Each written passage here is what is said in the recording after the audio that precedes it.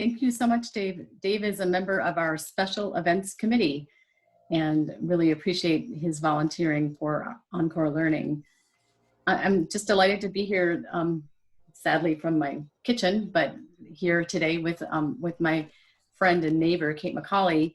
When we started talking about a program for this spring and suddenly had some open opportunities to do conversations on Zoom, we thought, well, is this topic going to be timely, talking about relationships and May 15? I mean, what if we're back to normal, whatever that is? So we know that was sort of rhetorical, because here we are. Being at home is just the best place for us to be. And that puts us in unusual times in our relationships. But before we begin today's talk, I want to mention a couple of events coming up. We have Encore Learning Presents sessions that are offered, and on June 1st, we're having a session on sustainable energy with Scott Sklar. He's going to speak to us about personal control of reliable, resilient, cost-effective energy solutions for every household. And so that is on Monday, June 1st. And then on June 15th, we have economic historian and Encore Learning instructor Jim Griefer, who will describe how and why the Industrial Revolution planted seeds for the American women's civil rights movement. So information about both those are on our website. Please check that out. We hope that you and the people with whom you are isolated with today will learn from our talk by my friend Kate. Kate's been a friend of mine for a long time and a parenting mentor to me as well, and many others. I knew Kate first from seeing her walking in the neighborhood, because she could maybe tell you about her walks, but also her big tree swing in her front yard. And then got to know her when my daughter was at Key School and Kate was involved with the PTA. But really, it's incredible because I could call Kate and say, hey, do you have a minute? And she would help me through some parenting or relationship challenge. So I'm really pleased to share her with Encore Learning community and all of you today. Kate is an adjunct professor at George Mason University and Marymount University, as well as a therapist in private practice. She did plan to teach a course this spring with Encore Learning. So instead of doing 6 sessions with us, we get 90 minutes with her today. And so thank you so much for sharing with us today. Thank you, Laura. It's my pleasure. I'm really, let me start out by saying I'm a little bit anxious. Being a teacher and an educator of a certain age, I'm really used to being face-to-face with my class and with my students and with my audience. And so I'm a little anxious. So please bear with me if you see me sipping on water too frequently or anything like that. Laura, I could see the survey, but when Dave switched the screen over to me, I lost seeing the survey. Can you tell me what it says and unmute yourself? I'll tell you that half of the folks participating today do live with one other relative or friend, and about 25% live alone, and 25% have more than one person. Okay, so really a split all over the place. Really a split. Yeah, very interesting. Thank you, folks. Yeah, thank you so much for giving me that information, because one of the things I want to make sure that we're doing is sort of focusing back and forth to make sure that I'm addressing everybody's thoughts and concerns and needs here. So why don't we go ahead and get started?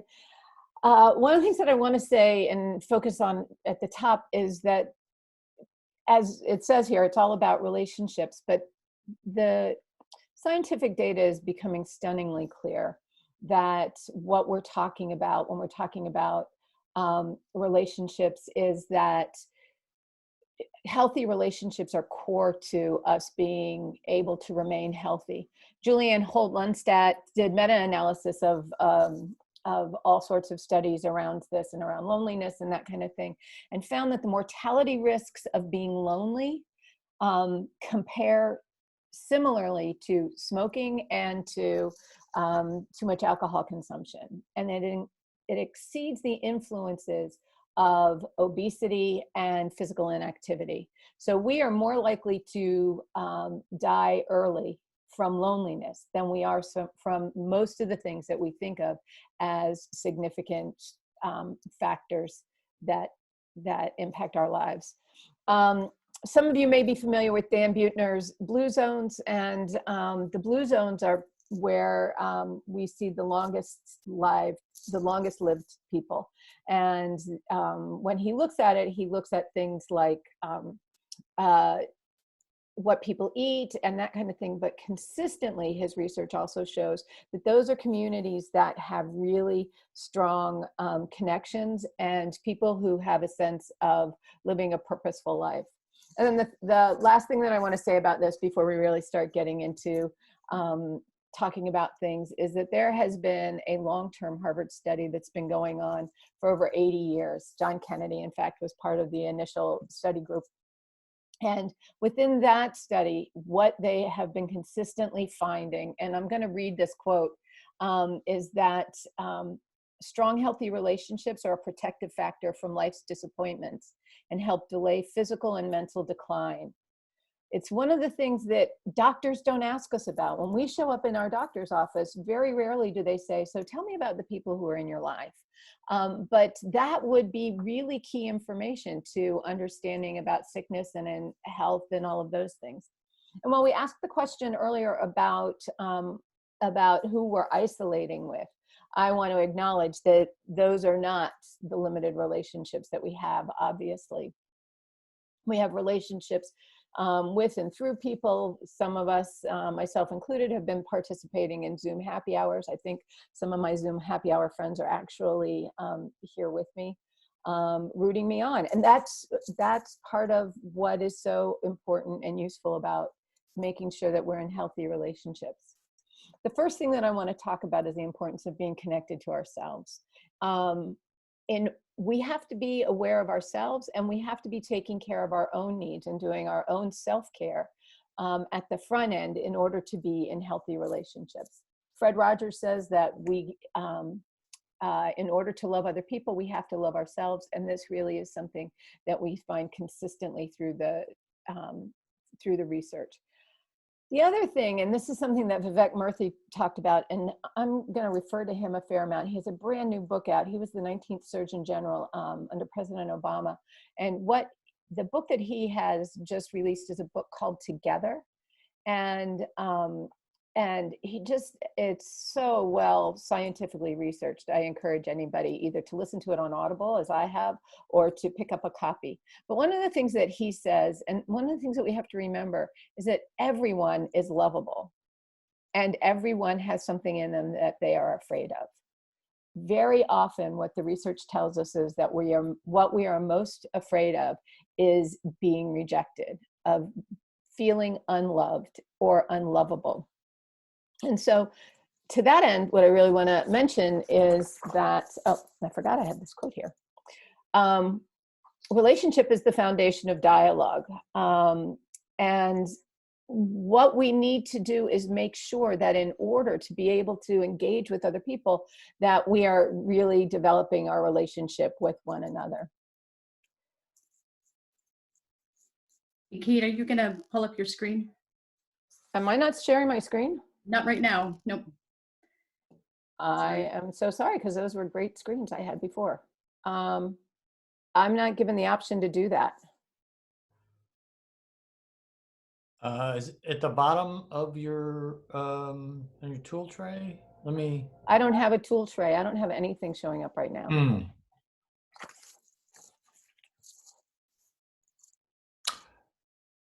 Kate, switch to your Zoom app. Well, I think what you're looking at right now is your slideshow. There we go. I see. Yep. My apologies, everyone.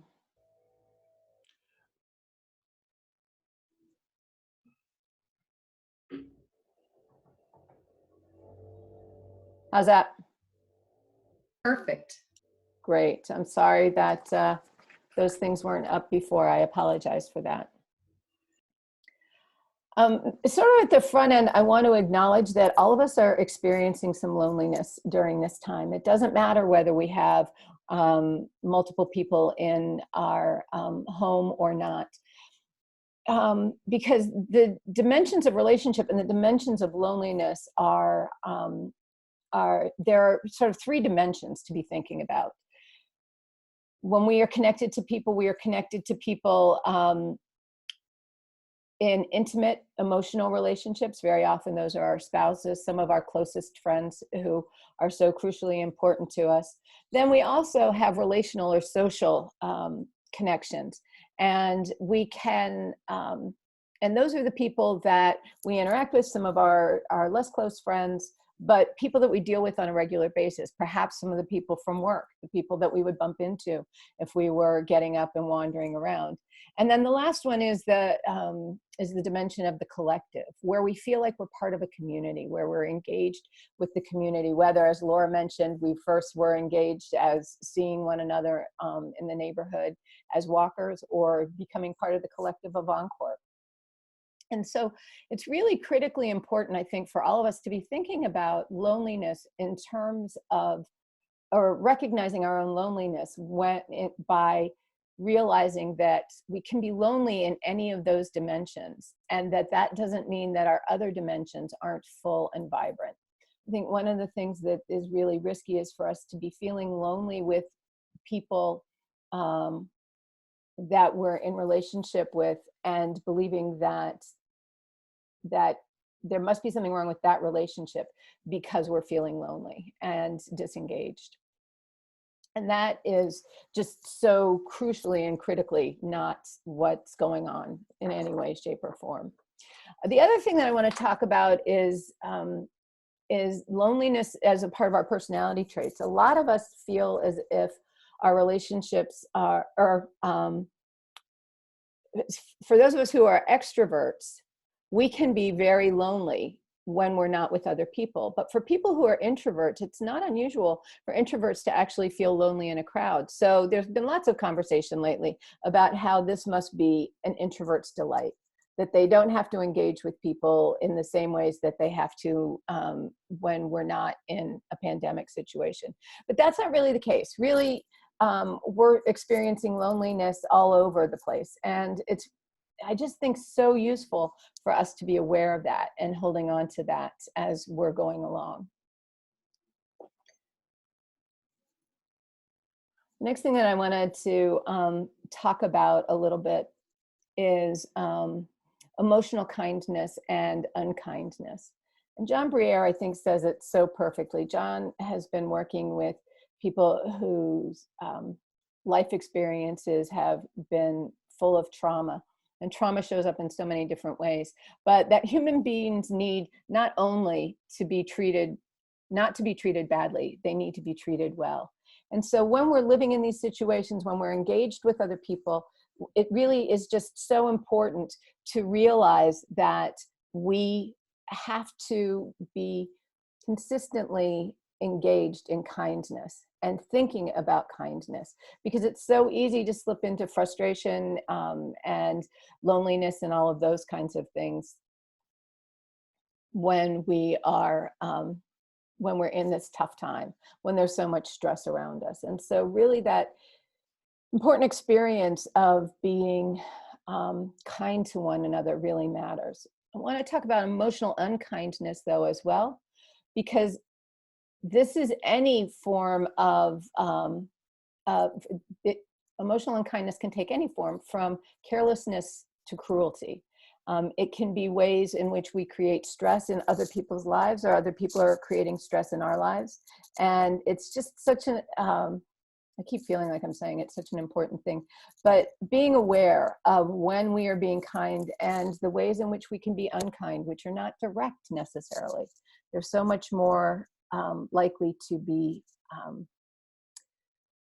insensitive and careless ways that we treat people unkindly, whether we're talking about tone of voice or anything else. You know, I think, Dave, I want to check in at this point and see whether we have any questions that are starting to pop up, because I feel like I'm sort of going through this fairly quickly, and I'm probably relying on my notes more than I like to. Yeah, we don't have any questions at this particular time, but in terms of if anybody wants to, put something in the chat box, then I'll pass it on. Okay, great. Thank you very much. Let me move on to this. Carolyn Hacks, who is the advice columnist, one of the advice columnists in the Washington Post, and who I recommend in my class. The class I teach at George Mason University is a class called Relationship Health. And one of the required readings that I have for my students is for them to read Carolyn Hacks on a daily basis. If you read Carolyn Hacks, she will consistently remind, and she does with me as well, remind us about the best and healthiest ways to be engaged with people. But she says, I urge you not to look for reasons to be disappointed in people. You will always, always find them. And again, when we're seeing the same people every day and we're bumping into them in terms of trying to do work, we can very easily get frustrated and disappointed with people as we're going along.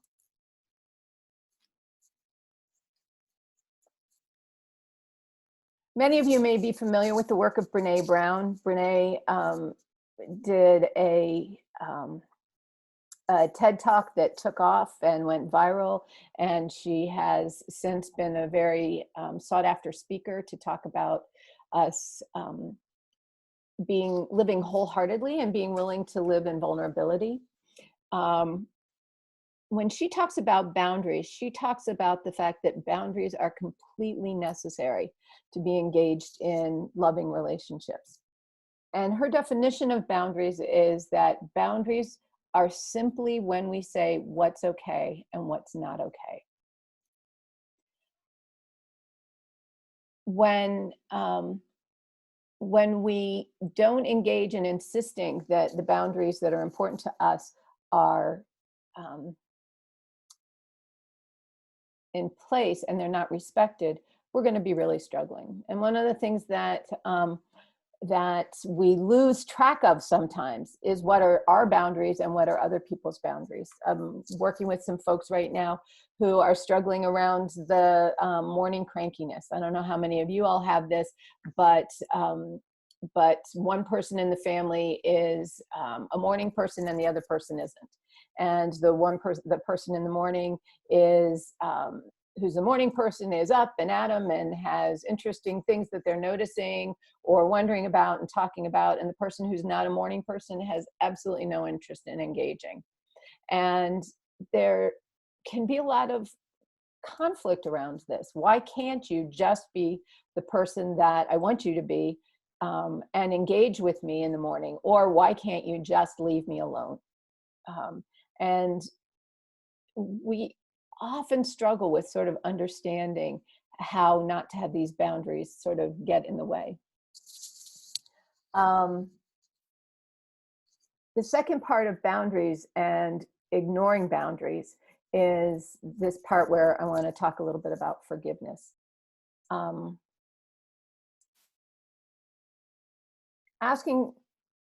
It is when boundaries get transgressed that forgiveness is necessary.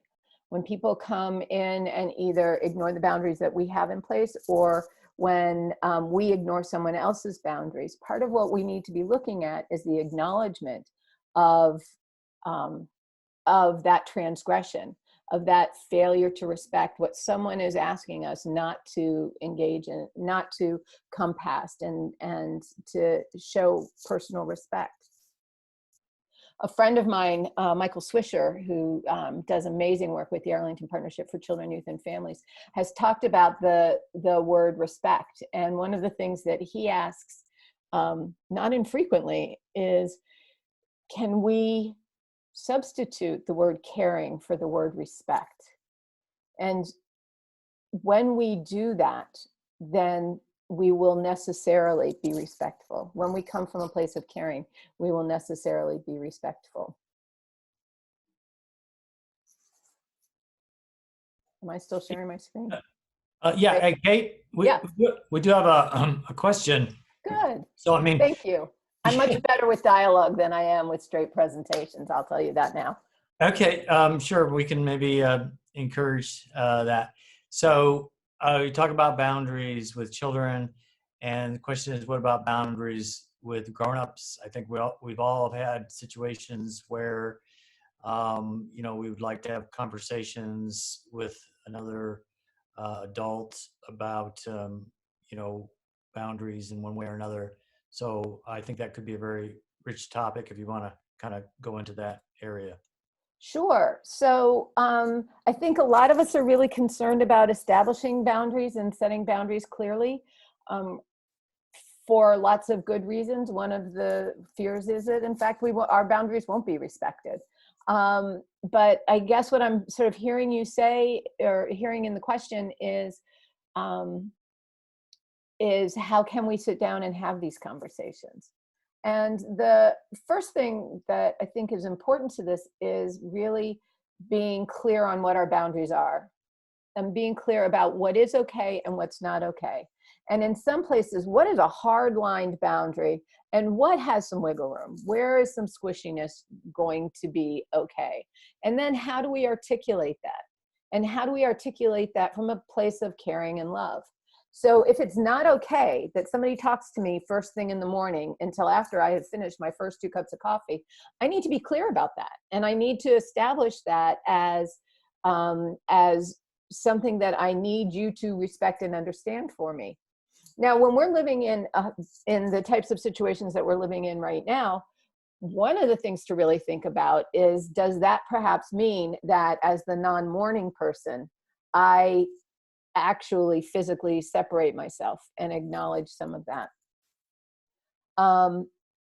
But I think that the problem with conversations about boundaries where we do it wrong is when we do it when we're angry instead of when we do it from a caring perspective. And so part of what we want to be thinking about is talking about this in a time when there is not a lot of apprehension, which in some households I know is hard to find right now. But to come at it from a place of caring, I need to help you understand that while I care about you and as much as I love you, there are things that are going to get a snippy response from me. And can we talk about ways that we can sort of avoid that? And we have this conversation with the full knowledge that this is what we want to be talking about, and we have given it thoughtful consideration in advance. Is that helpful? Yeah, I think that covered it pretty well. Okay, great. Yeah, I think when we're thinking about boundaries, when we think about boundaries, it really is so important to know what it is that matters to us and what it is that we that gets in the way, and to own it ourselves. The other part about boundaries is that it's not unusual for us to want to make it the other person's fault, that that they are just thoughtless, that if they had been raised correctly, if their mothers had only taught them this, that, or the other, they wouldn't be doing these things. But that's just not the case. And so I think it is important to really think about it. And then as we talk about and think about this consideration, to also be open to forgiving the transgressor, and be willing to ask for forgiveness. I'm having a hard time moving to my next slide, so let me. Hey, Kate. Yes. Couple questions. I'll just do one at a time here, give you a chance to. One of them is, if someone's really bad, how do we go about facing them with forgiveness? So I guess that's, how do we forgive them if they've done something hurt us, I think is what the question is trying to get at. I've got another one after that one, so when you finish, I'll come back to you. Okay. Okay. Also, Dave, can you stop my share, because I can't get out of. Oh, I should be able to. Let me see. Dave,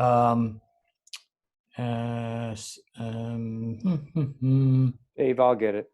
Oh, okay. Thank you. Thanks, Marty.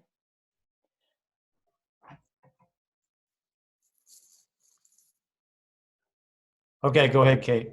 Thanks. I'm going to come back on with sharing my screen.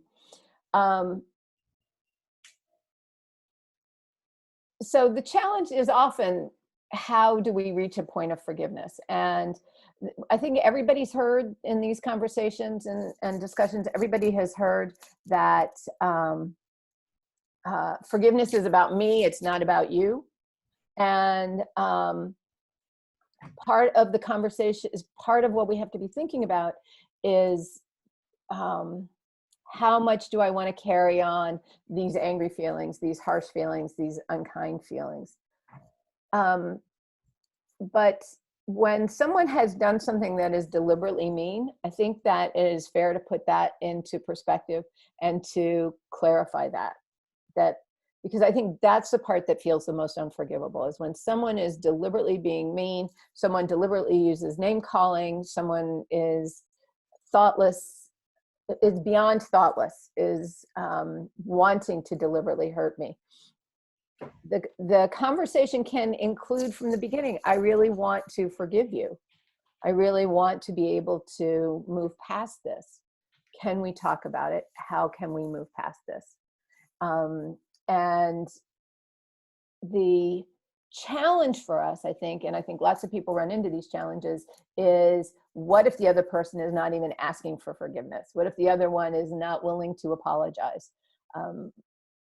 How is it that I even get into this conversation? And that conversation, I think, also really can come about talking about how deeply hurt we've been. When you said this, I felt that.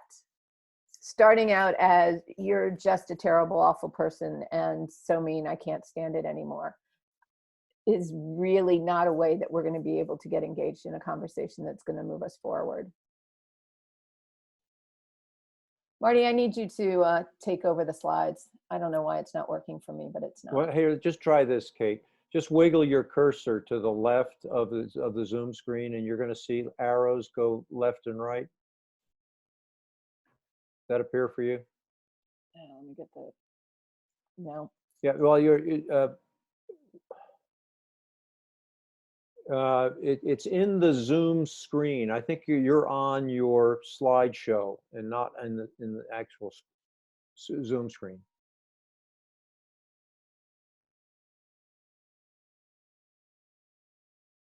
Have you got it or no? I'm not finding it. Okay. I don't have a copy of your slides right now. You want to just email them to me? Can you do that or no? I got it. You Sorry. got it. Okay, good. It's moving now. Good. Thanks. You got it. Sorry about that, everybody. The technical challenges of. Kate, do you want another question? Sure, please. Okay, yeah. So I'll just read this. One thing I've noticed during this time is that extended families are reconnecting now out of concern, maybe for the first time in a long time. How do we deal with this when there may be reasons we have kept our distance? And, you know, I'll just add, I mean, I'm finding I'm speaking a lot more with family and in-laws than I ever have before, which is kind of good, but is weird because I, you know, maybe didn't have much communication before. So if you want to kind of put all that together, response. So if I'm hearing the question correctly, it sounds like people are maybe coming in and wanting to be concerned and engaged in ways that they had not had any interest or concern or engagement before. And that there are certain people out there that we just are not really that interested in being connected with. I think that it's one of the best ways to go about that is by continuing to establish your own availability to responses and conversations. People are coming from a caring perspective, but that doesn't mean necessarily that they can come in and sort of take over in your lives. I found, and I think my family found this as well, that early on there were these Zoom meetings where we were all getting together, and that isn't something that we do except for weddings and funerals and reunions. And suddenly everybody was getting on Zoom meetings and talking, but we were very quickly losing that there wasn't much to talk about. And So we've moved to limiting that access to one another more. And so when people are reaching out to us, that does not mean we have to accept the call. It doesn't mean that we have to stay on the call because no one else is because the other person isn't getting off the call. It means that we can develop and strengthen what we want to have in that relationship and be able to be a part of it and then move out of it. Does that make sense? Yeah, and I think on the flip side, we have a question. Can you suggest any good caring strategies we might use in our relationships? Probably same as always, but maybe more so. And I'll just add my own personal experience that is difficult. We had a neighbor pass away, and so that we were friends with, and the widow. We couldn't even really hug. I talked to her. Yeah. And we are going to try to get together for wine on our patio and keeping social distance, but it was just really hard for both of us. And there's not going to be a funeral, not for some time, and I'm sure there's lots of other situations that are different, but similar dynamic, that you can't do what you normally would do to reach out to people. Yeah, so one of the things that I've been playing with from my own perspective around these times of caring is really reaching out individually, but also ensuring that we don't overlook the sympathy card, the thoughtful considerations, even to say, this is, if we weren't in the pandemic, this is what I would do for you. I'm sorry I can't extend that hug just yet, but I'm looking forward to it in the future. There are so many ways to think about expressing caring, and I think I'm going to get to it a little bit more as we go a little bit further. So if that's okay with you, I'll talk about that in a little bit. But really recognizing that caring simply means that we are connecting with the other individual, and we are making sure that they are feeling like we see them, and that we hear them, and that we are with them in whatever the situation is that they're going through, particularly, Dave, when you talk about a death, to really be able to engage in saying, I'm here for you and I'll check in on you. That's the other part of caring that I think happens is so often, particularly when people are going through difficult periods, we say, if there's anything I can do to help, let me know. For those of us, as we've experienced life more, I think we better have a sense of there are things that people need, and how do we engage in doing that? I have neighbors on my street who have just left little goodies outside our door, and just reminded us that we're still in community and we're still thinking about one another. But I also am really looking at the opportunities to call people individually, and just be on a phone call with them, not have to necessarily FaceTime, to let them know that I'm thinking about them and that I care about them. I hope that is responsive. I want to just move in. Dave, is there something? Yeah. One more thing on relationships that I think is probably important is, when I know there's a lot of concern for domestic abuse, and so if you literally are forced to quarantine with someone that, even if it's something less than domestic abuse, but is a difficult relationship. How do you deal with that, I guess? Well, it's like any dance. I think that it takes two of us to be engaged. If there is violence, if there's either physical or emotional abuse, what I really would encourage people to think about is self-isolating. Whether that means that we're going to divvy up the house and, divvy up the kitchen and all of that kind of situation, or to I mean, sometimes for some of us, that means that we have to hole up in our room. I worked for many years early in my career around domestic violence and family violence and child abuse. And this is a really, really hard thing in the best of times. There are hotlines that people can reach out to and contact. But the other thing is to really go through. One of the things that happens in emotionally and physically abusive relationships is that very often the offender has done everything that they can to isolate us from the other relationships that have been important in our lives. And it is at this point where we may need to take the risk to figure out who is it that I can most likely reach out to. On the other side of that, for those of us who have friends that we are concerned about, reaching out to them is really critically important at this point also.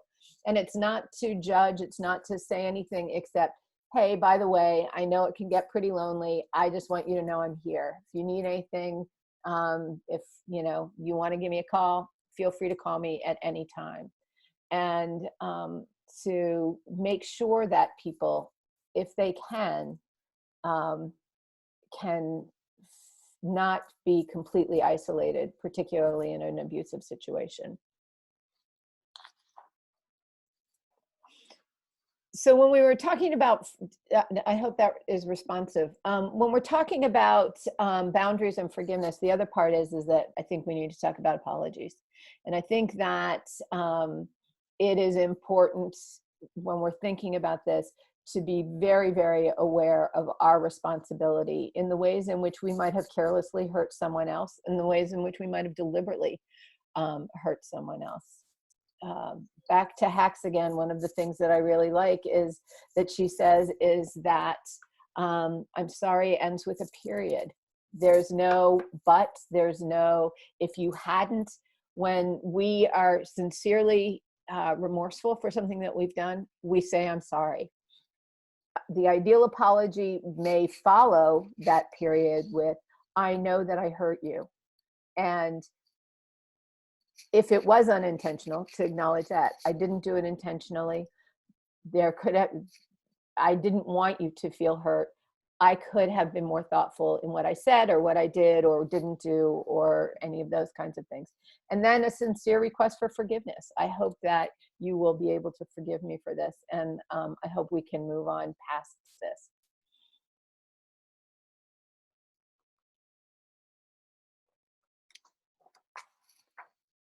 The next thing I want to talk about in the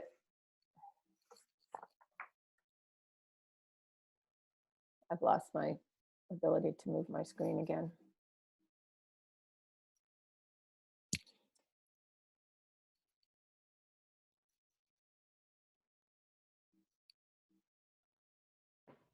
There we go.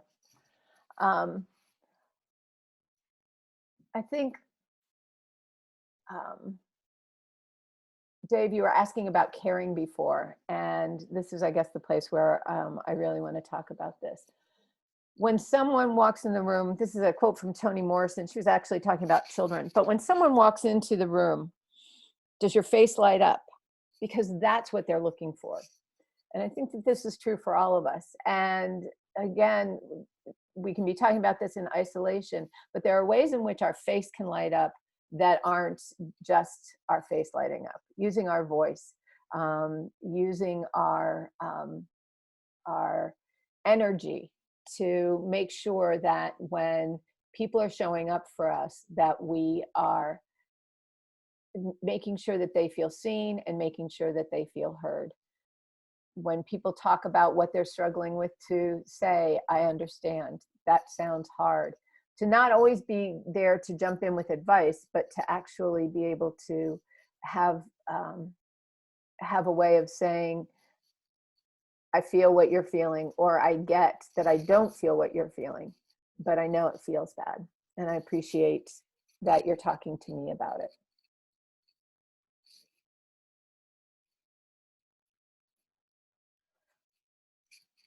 Someone sent me this meme the other day, and I just thought that it was so perfect. Pick your battles. Too many battles? put some back. The other thing, though, that I want to encourage us to do is not let other people choose our battles for us. When other people are upset and they want to get us going, the people that we live with, the people that we're the closest with, they all know how to push our buttons. They know what our triggers are. They know how to get in and make us really crazy. We need to be making sure that those are battles that, if just because it's their battle, it doesn't mean it needs to be our battle. And we can do that by saying, you know what, I'm not going there right now. I have lots of thoughts about that, but they're not at the front of my thinking right now. Let's come back to this another time. One of the things that I tell people all the time that you really need to be thinking about is to be considering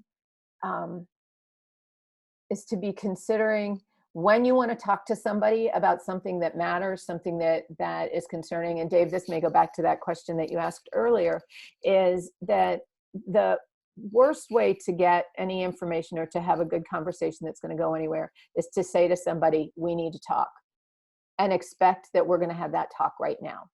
Because when we say we need to talk, I don't know about you, but for me, when I say we need to talk, I have spent days, if not weeks, thinking about my exact argument. I know exactly what I'm going to say. I have chosen my words very carefully. I know exactly what the points are that I need to make my point so that you can see that I'm right and you're wrong.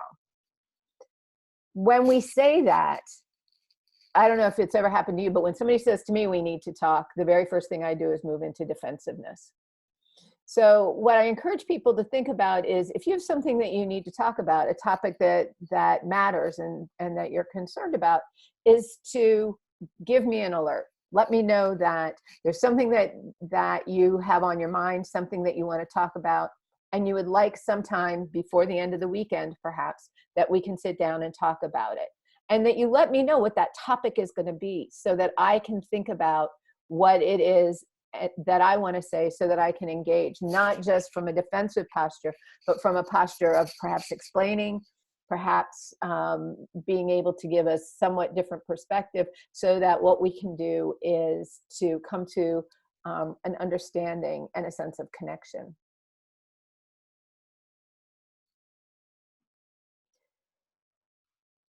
This is really one of the last slides, and then we'll move to questions again. But the importance of acts of kindness, recognizing that anytime we can move to kindness, we actually know that it improves our own sense of well-being. Even being kind to people who are not kind to us, it will improve our own sense of well-being. But it's important to understand that kindness cannot be in expectation of reciprocity. If I do this kind thing to you, you're going to do a kind thing back for me. The way that kindness works in terms of our mental and our physical health is that it is done without an expectation of reciprocity.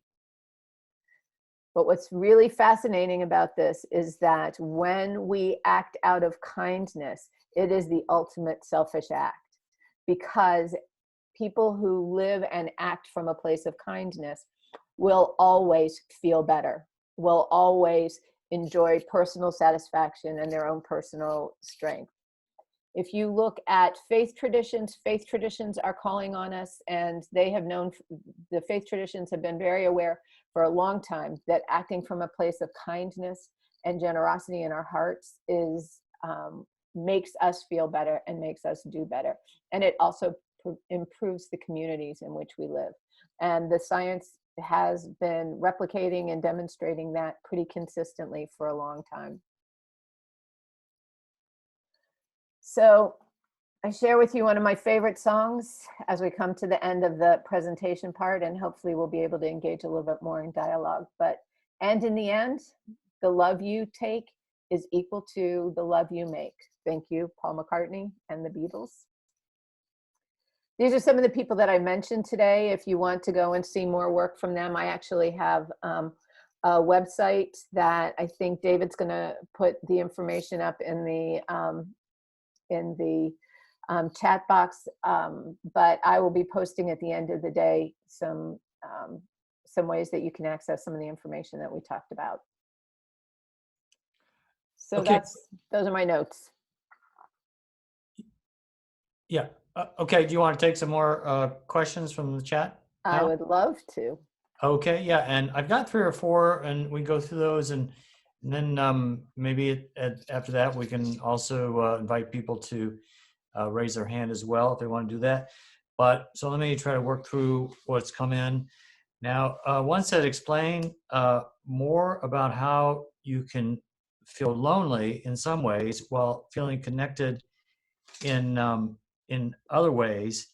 And also, I think kind of along with that is how does feeling seen work when you live alone? So I guess that's a matter of how to. I'm not sure of the wording on that, but maybe how to reach out and connect when you're actually living alone. So Sure. Yeah. I think those are connected. Yeah. Read the first question again.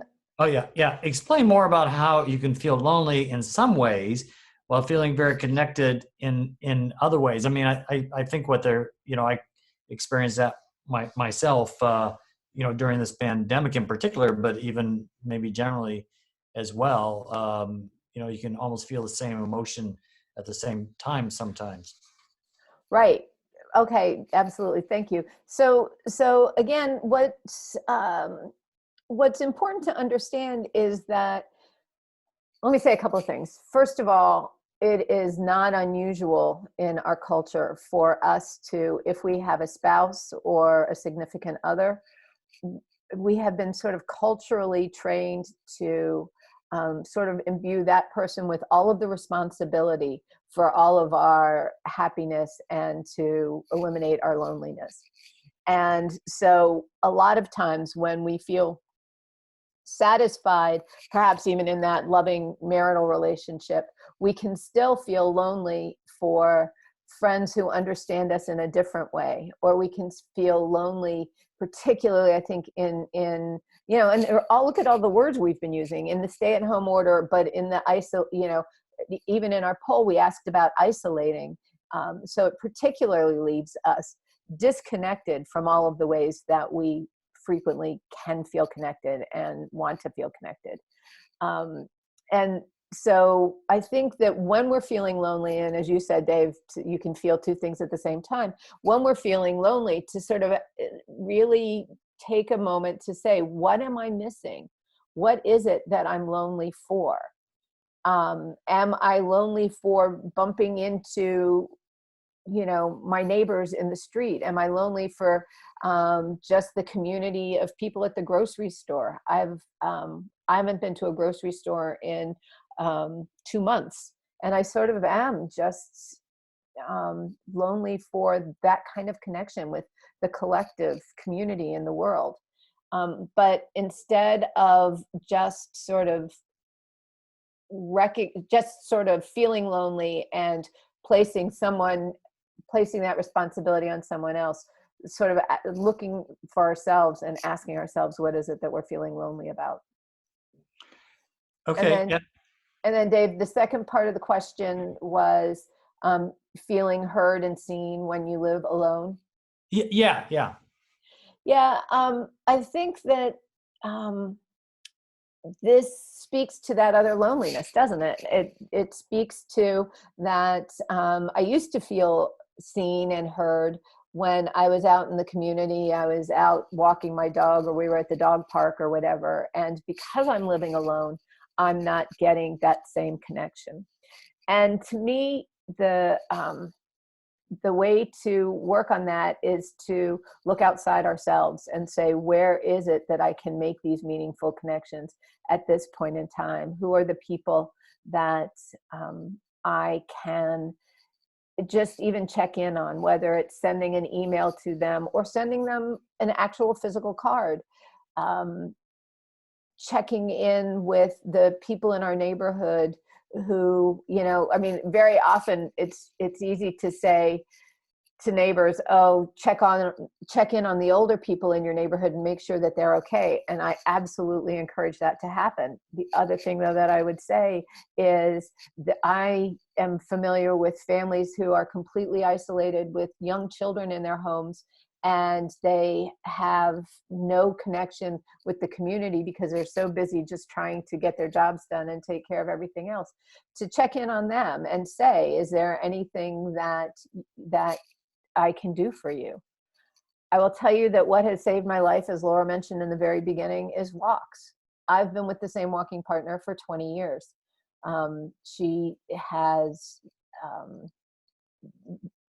when she came to me and she said, okay, we have to do this social distancing, because I was sort of ignoring it, I was like, the one thing that we can't give up is our walks. And so we have been socially distancing in our walks for the last 8 weeks, which I feel very blessed about and feel very lucky for. But I've also been reaching out to other people and asking for walks or asking for connection by doing that with social distancing. And I'm seeing more and more people who have started to do that. How fortunate are we that right now during this pandemic, the weather has been more cooperative than uncooperative to give us an opportunity to get outdoors. Dave? Yeah, walk buddies. I think I've seen a big increase in that. Seems very important. And we have another question that I think relates to things you've been talking about. What acts of kindness can we perform? But also, you're still sharing the presentation, nice little sunset we have, but I didn't know if you wanted to present yourself back on the screen or not, Kate. Oh, it's up to you. If you just stop the share, the screen share up at top, maybe. Yeah, for whatever reason, Sister. You want me to do it, Kate? Sure, thanks, Marty. And also, I'll just mention to the audience. I mean, Kate has indicated that she likes to see the audience. So, I mean, I know we've trained people so well to turn their videos off on these presentations, but feel free to turn your video on. We've got people doing that now. I'll do the same. Great, thank you. So now Kate can have an audience to look at. So go ahead. And so the question just reminds you again is, what acts of kindness can we perform? I almost want to turn it out to the audience and ask people, what kinds of experiences of kindness have you had, and what ways do you feel like you can share? Yeah, I mean, people at this point, maybe on that note, if you want to throw raise your something hand onto the chat or raise your hand, sure. Yeah, it might be easier to raise your hand, and we'll see if I can work that part of the equation here to let people speak. Yeah, raise your hand in the participants box. It's down at the bottom of the box where you can do that. Right. Not on your screen, but down the participant box. Open that up by going to the tool tray, hit participants, and then at the very bottom of that, you should have an option to raise your hand, I think.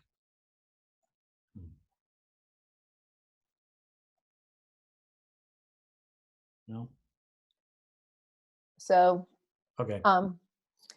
So I just, I see acts of kindness all the time. I've seen acts of kindness where people have been providing masks for other people and putting those out in the community. I've seen acts of kindness where people have been supporting the local community and picking up gift cards from restaurants and from other places and dropping them off with their friends. The acts of kindness I'm really the most interested in are the ways in which we can look out and see people and acknowledge them.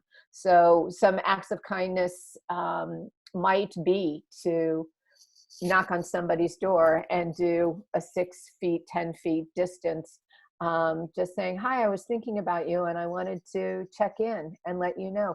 Again, for us, when we can be seen, when we know that people are thinking about us, one of the things that I find just so much in my work is people go, oh, they know. And this idea of the ways in which we read other people's minds so poorly, but to just check in and say, hi, I'm here, I'm thinking about you. Okay. Barb, you had your hand raised? Yeah. Go ahead, Barbara, you should be unmuted now. Thank you. I just want to say one of the biggest acts of kindness I find when I walk are the random painted rocks And every place I go, they absolutely make me smile. So I mentioned this to a couple who was sitting on their porch, probably having their little cocktail hour without the kids. And I asked them about it. And the mom said, well, my kids paint these rocks. And I said, it's brilliant because it just truly does make you smile every time you see it. And that's the act of kindness that I feel. I have no clue who these people are and know nothing about their children, but they do make me smile. Oh, sweet.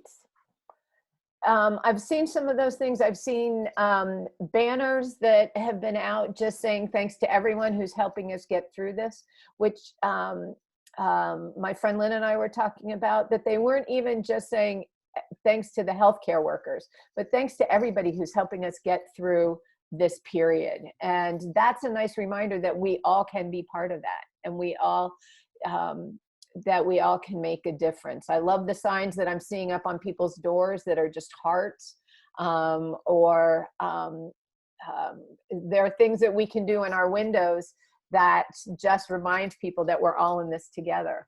It turns out in my house, I have a dining room that's more like a porch. And one of the things that we do is when people walk by, whether we know them or not, we smile and we wave and just acknowledge we're all in this together. It's part of the community.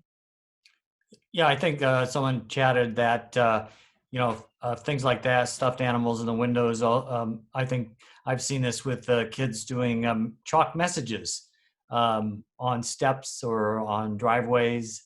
I've had the neighborhood kids do a nice drawing, a rainbow on my driveway, which was great. We do have some questions that were put in a while back that I do want to get in. Now, one of them is interactions with college kids who are now independent but living at home. And I think that's a general question, in terms of maybe how do you relate to children that are now grown, but also in terms of the pandemic we are experiencing. I know there's a situation where parents are concerned about their college kids or late high school kids wanting to interact with their friends, even work, and the parent concerned about them bringing the virus back into the house, so the conflict that creates. So I think you can address it more generally and then more specifically with the pandemic situation that we're experiencing. Yeah. And, I think that that the conversation about adult children coming home has been a fascinating one. It's an experience we have in our house, and going from being empty nesters and having our home to ourselves to now having to fit multiple adults and work on everybody's schedule. That certainly creates its own challenges, even as many of us are comfortable and happy to have our kids close to home. So part of what we do need to do is make sure that we're acknowledging the adulthood of our kids in many cases. And it goes both ways. It's not just about acknowledging them as adults and sort of giving them more adult-like respect, but calling on them to behave like adults as well. And so that they haven't come back home for mom and dad to be doing all of the chores around the house and taking care of everything, that there are opportunities and responsibilities that kids have to share in order for us to be in this mutually respectful and caring relationship. So I think that's the first part. The second part, I really hear from the questioner this struggle.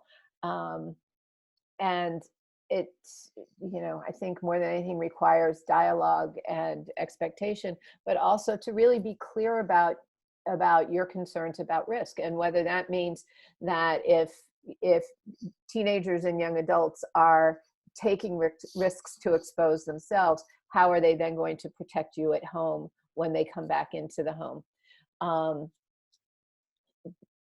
Yeah, I'm not expecting you to answer from the pandemic virus, the actual trying to safeguard themselves from the virus, but just the conflict it creates, in that situation, and how to deal with that conflict. Is how to deal with like the conflict when a teenager's saying, I want to go out and see my friends, I'm going to go out and see my friends. Right. I think that so much that depends on the relationship that we've had over time and over the years. For our young adults kids, I don't know about, one of the things that I'm hearing is that more and more young adult kids are actually being protective of their parents in really some lovely ways. But when there's a conflict, we have to just, try not to be in that agitated state when we want to have the conversation. We want to be able to listen to what it is that they're saying.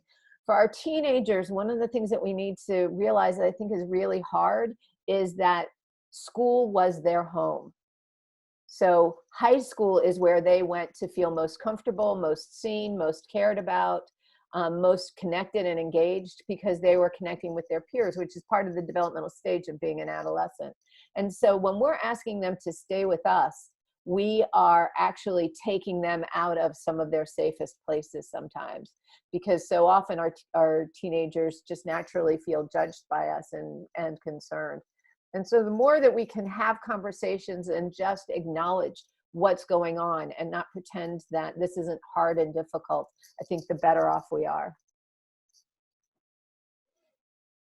And also, I think there's a question about, is there a website for parents and teachers? I guess Yeah, so I have a website that is centerforparentsandteens.com, where there are lots of things about how to have conversations with your teenagers and talk about difficult and challenging topics.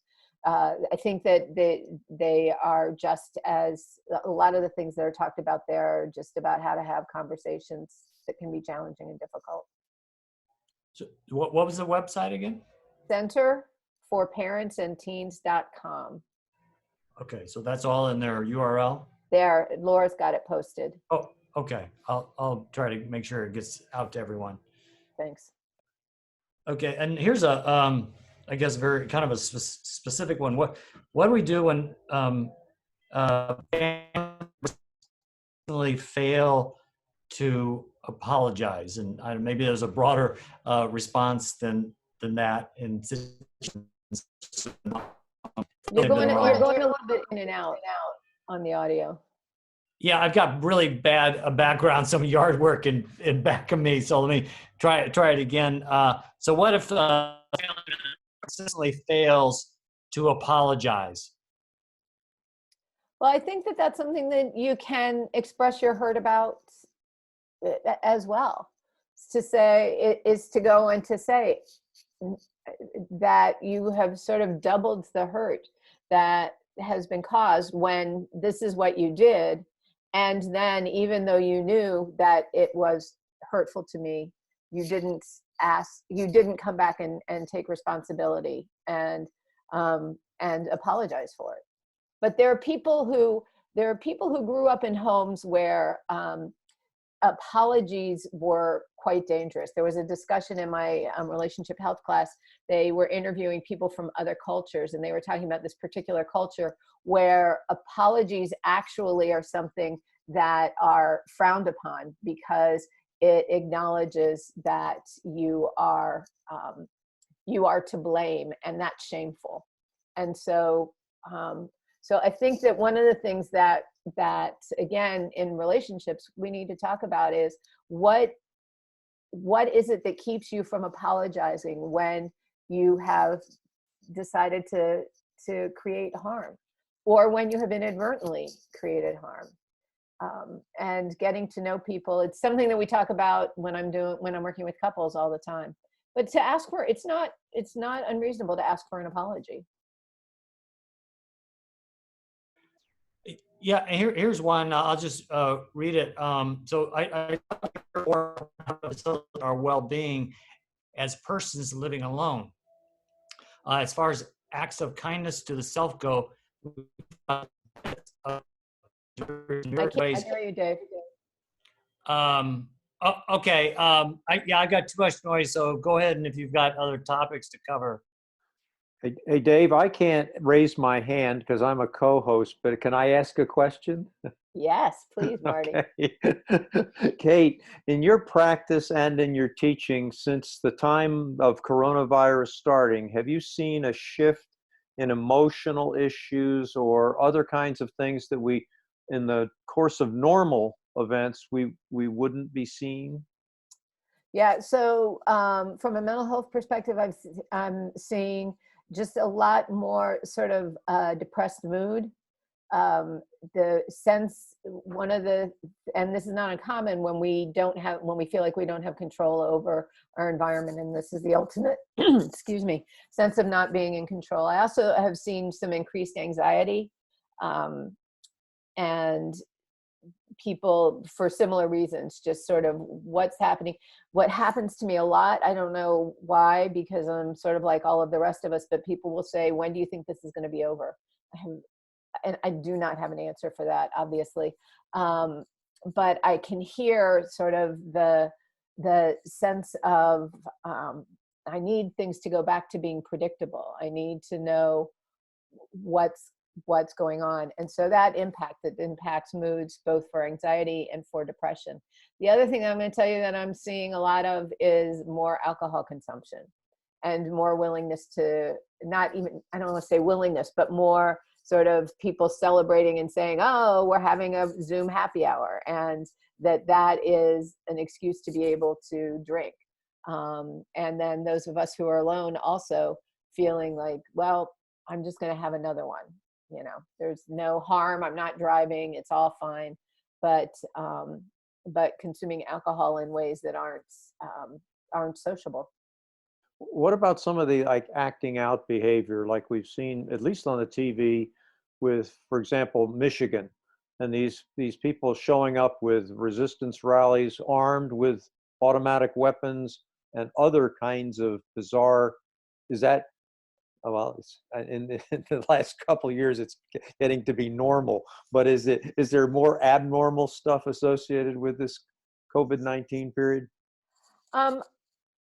You know, I think that that when people feel disempowered, that they will try and feel, and they'll try to feel powerful in whatever ways that they can. And so some of that acting out stuff that you're seeing is happening. You know, I think people who wouldn't talk to strangers before are starting more to talk to strangers. Yeah, you know, in some ways, a lot of the cultural norms that we've had in place, like you don't show up at you know, City Hall with a weapon and threaten the mayor or the governor or whatever, sort of feels like all bets are off because everything has changed so much. Anybody else? Other questions? Well, Dave had this question that he was trying to get through, and his mic was breaking up. He's texted it or chatted it to me, so I'll try to see if I can do this. Well, I'm going to ask a question. Okay, go ahead, Oh, go ahead, Laura. Laura. So I feel like when people wear masks, they just avert their eyes. They don't want to look at you when they're wearing a mask. What is it? Do people feel like they're bad when they're wearing a mask? Like, explain that behavior. So I think there can be a couple of things going on. I think there are people who avert their eyes when they're wearing a mask if I'm not wearing a mask, and there's some judgment that's going on with that. It's like, you know, I'm out here protecting you and you're not protecting me. And so I think there's some frustration and some annoyance that goes on with that. I think that it is hard to connect when we don't see people's full faces. I actually was walking in my neighborhood to somebody who knows me really well, and it turned out I had a ball cap and a mask on, and I have changed the color of my hair. And I was like, hey, how's it going? And that person was like, I have no idea. Oh, that happened. Yes. Yeah. Susan, now our hands waving. Like I have to pull off my mask and I have to take off my sunglasses so that I can be the human being that they know. So I think that it just, it is the uncertainty of who we are right now when we're walking around with masks on. And I find myself feeling frustrated because people can't see me smile when I'm walking with my mask on. Marty, you were gonna do Dave's question? I'll try. It's long, so let me see if I can break it into parts. But it says, I'd love to hear more about how to facilitate our well-being as persons living alone, as far as acts of kindness to the self go. All right, maybe try bits and pieces of this one because it's like a paragraph. Yeah, yeah. So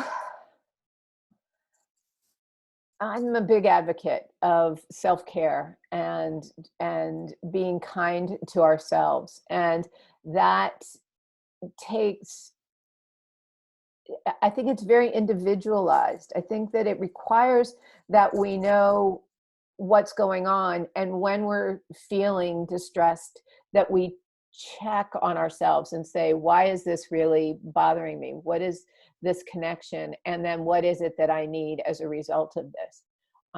Do I need more connection with people? Do I need to just change up what I'm eating right now? Do I need to change up the people that I'm talking to and connect in different ways? So can I recognize, the other thing that's really important to realize, and you all are familiar with this, that there are times when you'll say things like, well, there's a part of me that wants to do this, and there's a part of me that wants to do that. We need to recognize that there are different parts of ourselves that need different kinds of nourishment. And so to really pay attention to which part is really showing up and sort of pushing on us, or is feeling unsettled, to say, so, is this my part that likes to go out and get exercise, or is this my part that really and truly wants to be a slug and stay home on the couch? I will caution against not anything that you are going to do that can lead toward sluggishness, to start it with a plan. So I'm going to sit down and I'm going to watch Netflix. Netflix has designed it so that the next episode will automatically start and I don't have to do a single thing about it. If I don't limit myself and say, I'm only going to watch 2 episodes of Netflix, and then I'm at least going to get up and walk around the outside, walk around the block or whatever else, it is, at the end of the day, we have not been kind to ourselves. At the end of the day, we've let ourselves down, and we have to catch when we do that as well. More to the question? Well, here's one that may be a little easier. There's a long-winded sentence in here, but let me get to the one that's short. What can we do to express our concern for children living far away without feeling like them feeling we are being a nag with our daily "how are you doing" texts? So I think that there are some questions that you can mix up your questions as opposed to how are you doing. You don't even need to have a question, but even just to be able to say, know you're busy, thinking of you, hope we can talk soon. I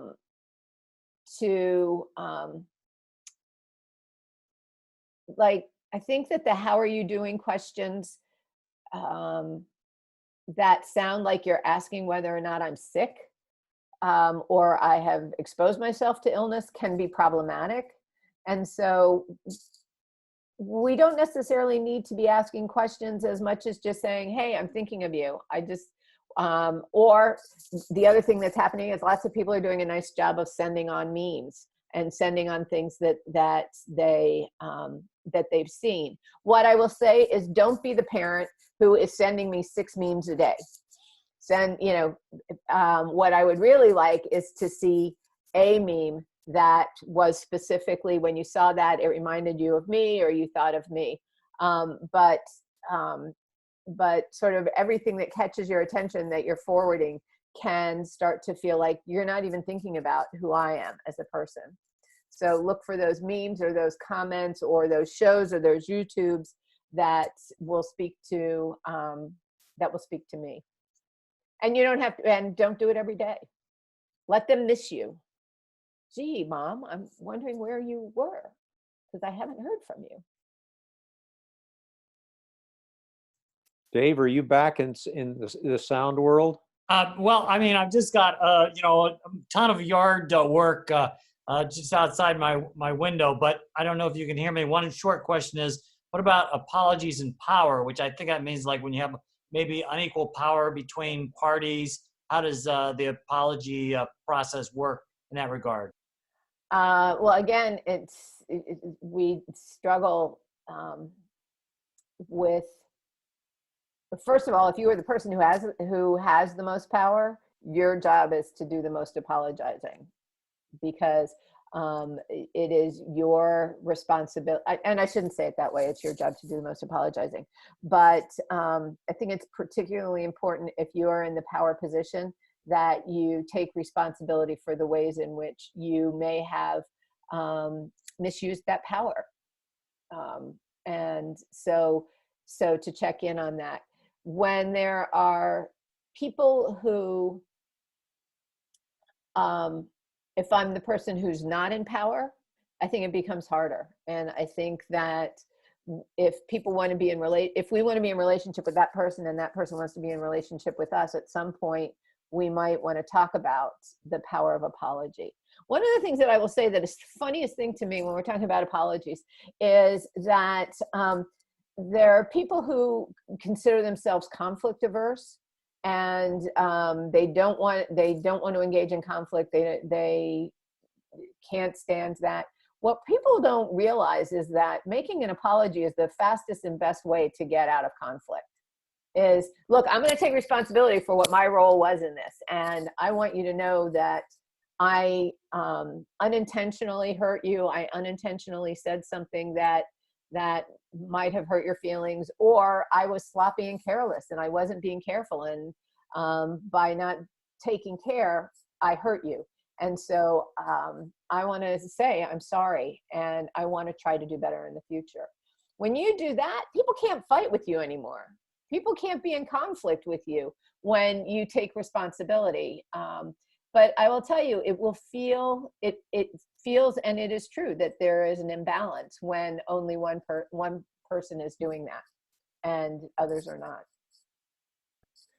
Yeah, just kind of a follow-up to that. I think I think you might have already addressed it, but are you giving up power when you apologize? And maybe that's not even the right way to look at apologies, but maybe if you can continue with your train of thought in that regard. Right. So what I will say is that that to me, when I choose to, oh my God, Dave lost his head. To me, when I apologize, I actually am holding on to the power, because I am actually saying this was within my power to do it differently. And I have a responsibility to let you know that I didn't use my power correctly. So to me, an apology is actually coming from a power position. I have not, I don't think, ever really made an apology that came from a sincere place that eventually didn't get accepted and recognized as true responsibility. Does that respond to it, Dave? You're gone. Yeah. I think that did. I mean, we have about just 5 minutes left. I mean, if there's anyone that wants to, I think I've got most of the questions that came in through chat. But if someone wants to raise their hand, maybe we have a little bit of time. Otherwise, if I don't see that, Kate, maybe if there's other, key points that you want to kind of reiterate that you've covered in your great talk today. Oh, thanks.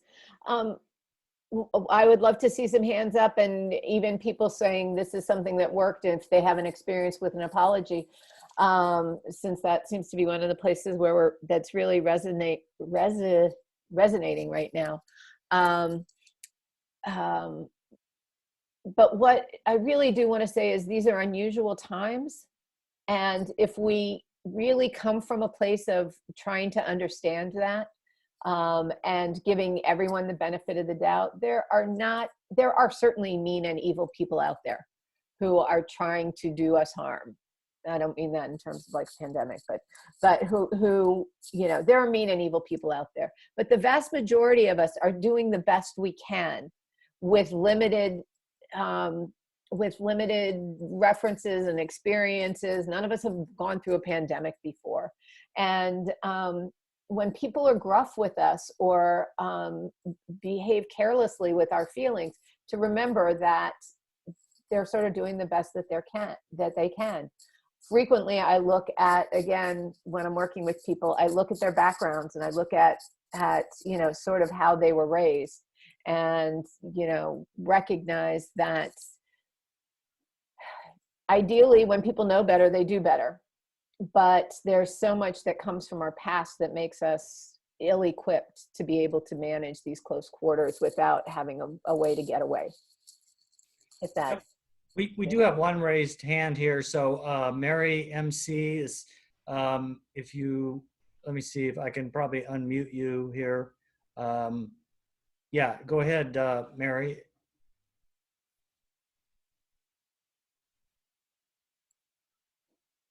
You should be unmuted now. Oh, wait. Yeah. Yeah. David, Okay. you're talking to me. Yeah. Okay. I was appreciating what Kate was saying, especially along the terms of apologizing, because sometimes you can inadvertently say something and not realize that you hurt the other person. And there's no way to apologize if you're not aware of the fact that you've hurt somebody. And so how in the world do you handle that situation? Well, I think that people sort of model and show and demonstrate that their feelings have been hurt. You might find that they are sort of giving you shorter responses. They're fine, yes, no, and that's an indication. And so if it's clear that someone is annoyed, then we certainly have the right to take the opportunity to say, is there something that I did that was annoying, because I'm really feeling a little bit disconnected here? And then being willing to listen to what it is that we might have done, and then to be able to say, I am so sorry that I can hear how that could have hit you the wrong way. And I'm very, very sorry that that's what happened, and that I want to try and do better and be more aware so that I don't hurt you in that way again. Thank you. That makes sense. The other thing that I'll say is that we all have a responsibility to not say, fine. Are you okay? Yes, I'm fine. I'm fine. I'm fine. If you're not fine, it's perfectly all right to say, you know what? Something's bothering me, but I haven't entirely figured it out yet. And I will let you know when I figure it out. Or I'll come back to you and say, it wasn't important. It was really just me being, getting my knickers in a knot over nothing. But when we say fine, everybody knows we're not fine. But what we've done is we've cut off the opportunity for apology. We've cut off the opportunity for connection. And usually when we're saying it, it's because we don't know how to ask for what we really want.